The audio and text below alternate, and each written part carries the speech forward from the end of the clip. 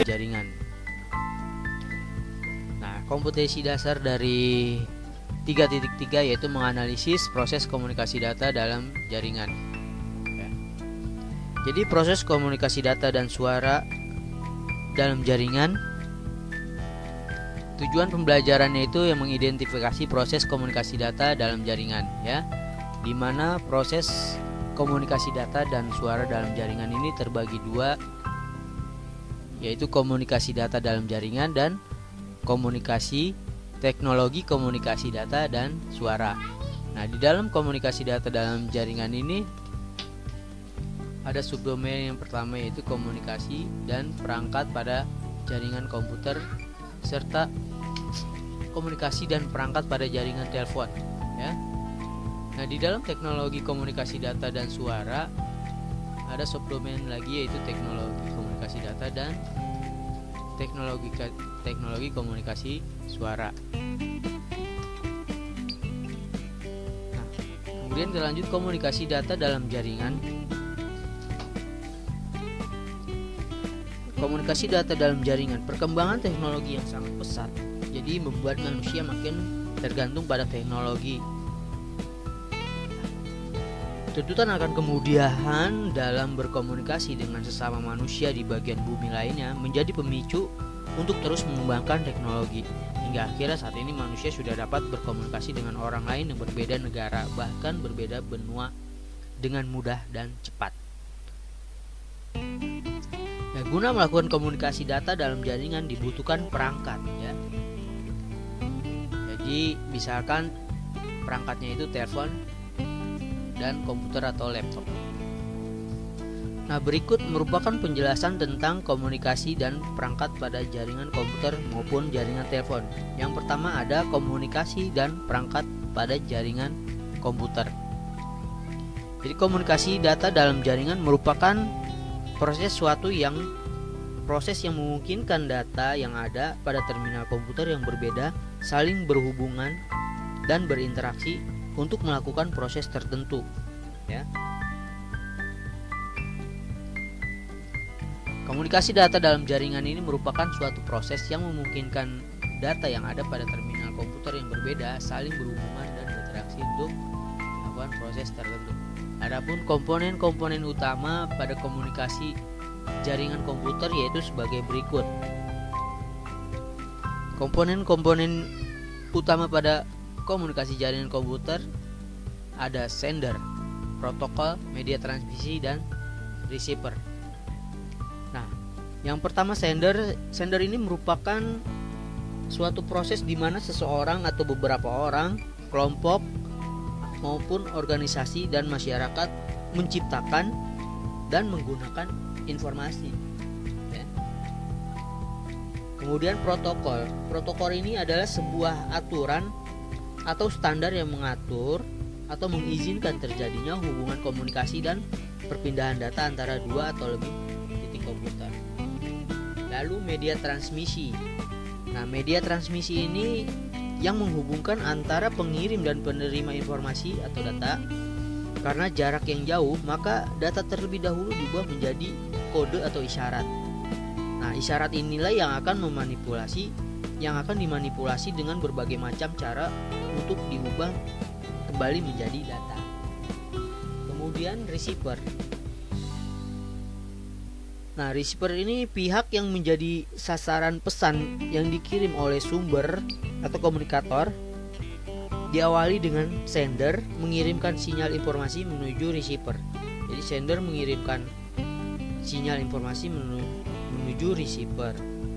Nah, melalui protokol encode yang mengubah sinyal digital menjadi sinyal analog, kemudian sinyal melalui media transmisi dan melalui protokol keduanya ini direkod ya, direkam kembali menjadi sinyal digital sebelum masuk ke receiver. Nah, protokol ini dapat diistilahkan seperti penerjemah informasi data. Nah, seperti halnya komputer, sebuah jaringan bisa beroperasi dengan didukung oleh software dan hardware. Di antaranya yaitu ada modem, modulator, demodulator. Jadi setiap perangkat komunikasi jarak jauh dua arah umumnya menggunakan bagian yang disebut modem. Namun istilah modem ini lebih dikenal dengan sebagai perangkat keras yang sering digunakan untuk komunikasi pada komputer. Modem, modulator, demodulator ini digunakan untuk menghubungkan komputer satu dengan komputer lain atau ke internet melalui jalur telepon. Nah, kalian bisa lihat contoh dari modem. Kemudian yang kedua ini ada kabel jaringan. Jadi kabel jaringan ini merupakan peralatan yang berfungsi sebagai media penghubung antara komputer dengan komputer atau komputer dengan perangkat jaringan lainnya. Ya. Jadi pemilihan jenis-jenis kabel ini sangat terkait erat dengan topologi jaringan yang digunakan. Ya, jenis-jenis kabel yang digunakan dalam jaringan komputer itu banyak ya. Ini contoh dari kabel jaringan, ada kabel UTP, kabel FTP, dan kabel STP. Nah, untuk jenis-jenis kabel itu sudah Bapak jelaskan di materi sebelumnya ya. Yang ada twister pair, kabel koaksial, dan fiber optik. Lalu ada konektor. Nah, konektor ini merupakan alat yang menghubungkan kabel dengan network adapter. Nah, jadi kabel itu nanti ada di palanya itu konektor. Nah, jadi dia ini yang menghubungkan kabel dengan network adapter. Jadi pada dasarnya jenis konektor tentunya disesuaikan dengan jenis kabel yang digunakan, diantaranya konektor BNC atau T digunakan untuk kabel koaksial, konektor RJ45 ini digunakan untuk kabel UTP, dan konektor ST digunakan untuk kabel fiber optik ya. Kemudian ada network interface card atau NIC. Nah, pada umumnya NIC ini sudah terintegrasi dengan motherboard komputer dan laptop. Jadi dia NIC ini biasanya sudah ada di mainboard komputer dan laptop ya. Jadi kita nggak usah beli lagi. Onboard disebutnya ya. Nah, perangkat keras jaringan komputer dikenal dengan istilah Ethernet card atau lebih populer dengan LAN card ya. Kemudian ada router. Nah, router ini merupakan sebuah perangkat untuk menghubungkan beberapa komputer dengan internet. Nah, contoh dari router bisa dilihat ya. Jadi router ini juga bisa memudahkan akses LAN antar komputer. Jadi fungsi utama router antara lain itu perangkat dalam jaringan komputer yang digunakan sebagai penghubung antara jaringan atau network. Kemudian ada switch. Nah, switch ini digunakan untuk menghubungkan informasi dari satu komputer ke komputer lainnya secara spesifik ya. Jadi switch ini diibaratkan sebagai sebuah lalu lintas data menggunakan alamat MAC address. Nah, ini contoh dari gambar switch. Kita lanjut, yaitu apalagi yang kemudian ada hub. Nah, hub ini digunakan untuk menghubungkan data dari satu komputer ke komputer lainnya sama. Jadi sama dengan switch ya. Perbedaannya adalah proses transfer datanya tidak spesifik. Nah, hub ini ada 3 jenis ya, active hub, passive hub, dan intelligent hub. Nah, jadi ketiga perbedaan ini hanya terdapat pada sistem keamanannya. Nah, contoh dari hub. Kemudian ada repeater. Nah, pada dasarnya repeater ini berfungsi untuk memperkuat sinyal dengan cara menerima sinyal dari sebuah segmen jaringan lalu memancarkan kembali dengan kekuatan yang sama dengan sinyal asli dari segmen kabel yang berbeda. Jadi dari sinyal sumbernya itu dipancarkan lagi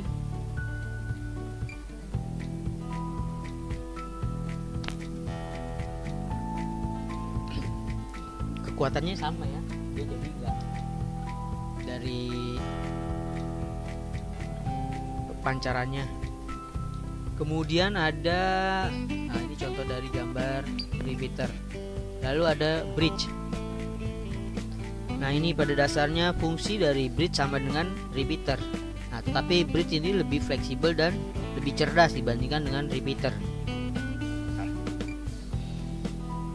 Nah, bridge ini dapat menghubungkan jaringan yang menggunakan metode transmisi yang berbeda. Misalkan untuk menghubungkan Ethernet baseband dan Ethernet broadband dapat menggunakan ini bridge. Lanjut ke materi komunikasi dan perangkat pada jaringan telepon.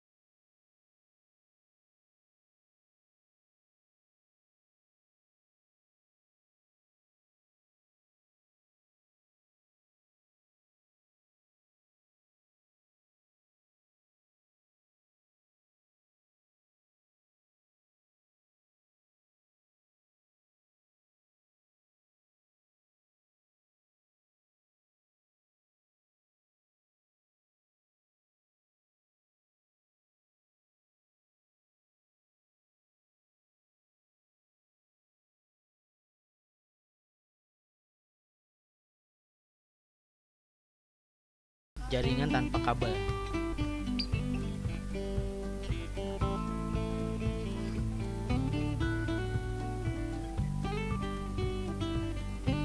Nah, pada dasarnya jaringan wireless ini beroperasi dalam sebuah jaringan yang membagi kota atau wilayah ke dalam sel-sel yang lebih kecil. Nah, di mana dalam satu sel ini mencakup radius 250 mil persegi atau beberapa blok kota.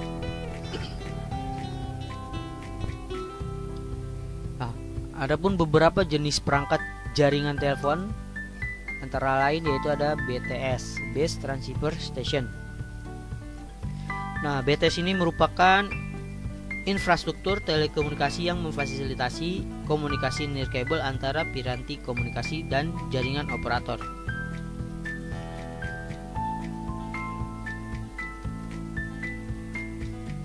Berikut gambar dari BTS ya.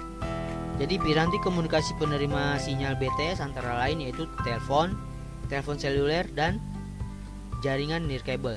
Nah, sementara operator jaringannya yaitu GSM, CDMA atau platform CDMA.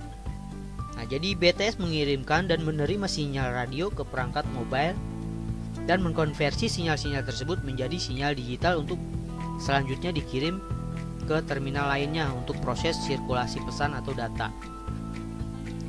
Kemudian ada BSC, Base Station Controller. Nah, BSC ini adalah perangkat yang mengontrol kerja dari BTS yang di atas tadi ya, secara hierarki berada di bawahnya. Nah, berikut gambar dari Base Station Controller. Kemudian ada MSC, Mobile Switching Center. Nah, kalau Mobile Switching Center ini merupakan titik penyampaian atau penyambungan utama untuk teknologi GSM. Jadi dia ini bertanggung jawab untuk menghandle beberapa panggilan suara dan SMS sebaik mungkin dengan layanan-layanan yang lain seperti conference calls, fax dan circuit switch data. Nah, berikut dari gambar dari Mobile Switching Center ya. Kemudian ada SMSC, Short Message Service Center. Nah, Short Message Service Center ini adalah kombinasi perangkat keras dan perangkat lunak yang bertanggung jawab memperkuat, menyimpan, dan meneruskan pesan pendek antara SMS dan piranti bergerak. Nah, jadi SMSC ini berfungsi menerima SMS yang dikirim, kemudian penyimpanannya untuk sementara, dan menforward atau mengirim SMS tersebut ke mobile subscriber ataupun tujuan. Nah, berikut jalur dari SMSC. Baik, untuk bab 2 sampai di sini dulu. Nanti kita lanjutkan lagi bab 2 yaitu tentang teknologi komunikasi dan data dan suara. Seperti biasa, yang belum mengirimkan rangkuman yang tadi Bapak jelaskan, kamu tulis di buku TLJ ya, dirangkum. Kemudian kamu foto dan kirim ke email tugassekolah.yadika6@gmail.com. Karena masih banyak yang belum Bapak terima yang mengumpulkan catatannya. Baik, assalamualaikum. Bapak akhiri, assalamualaikum warahmatullahi wabarakatuh.